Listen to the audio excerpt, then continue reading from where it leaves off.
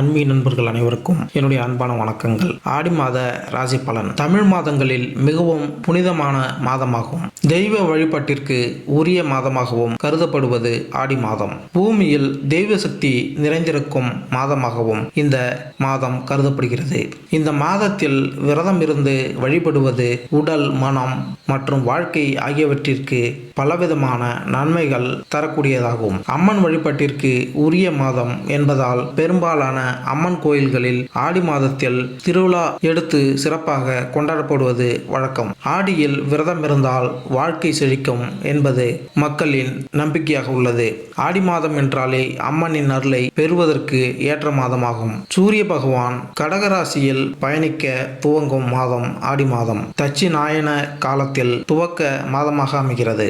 இது பித்ரு லோகத்தில் இருந்து நம்முடைய முன்னோர்கள் நம்மை காண பூமிக்கு வரும் காலமாகும். ஆடி மாதம் பருவமழை துவங்கும் காலம் என்பதால் பலவிதமான நோய்கள் பரவும் காலமாக உள்ளது.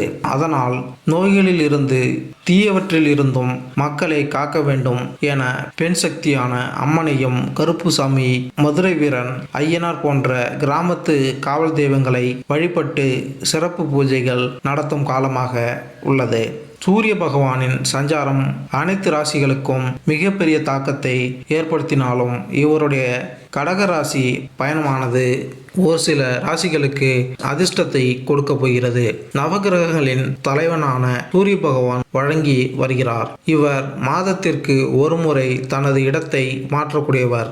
இவர் சிம்ம ராசியில் அதிபதியாக திகழ்ந்து வருகிறார். சூரிய பகவான் ராசி மாற்றம் அனைத்து விதமான ராசிகளுக்கும் மிகப்பெரிய தாக்கத்தை ஏற்படுத்தும். அந்த வகையில் சூரிய பகவானின் சஞ்சாரம் அனைத்து ராசிகளுக்கும் சாதகமான பலன்களை கொடுக்கும். ஜோதிட சாஸ்திரத்தின்படி அனைத்து கிரகங்களும் தங்களது இடத்தை மாற்றிக்கொண்டே இருப்பார்கள். அது அனைவரது வாழ்க்கையிலும் மிகப்பெரிய பாதிப்பை ஏற்படுத்தும்.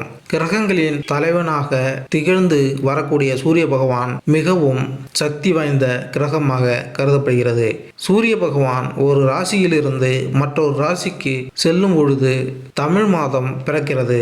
அந்த வகையில் சூரிய பகவான் சஞ்சாரம் இந்த ஆடி மாதத்தில் நிகழ உள்ளது.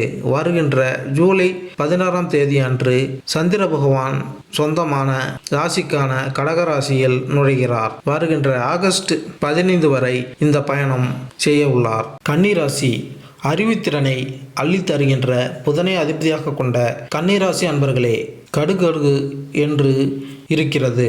சுடுசுடுன்னு பேசுறதெல்லாம் வேலையாகாது. பிரியமா பேசி தைரியமா தொழிலில் கவனத்தை செலுத்துங்கள். கலைத்துறையில் இருக்கின்ற சில சிரமங்களை தாண்டித்தான் பெயர் எடுக்க முடியும். குடும்பத்தில் பொறுமையா செயல்படுங்கள்.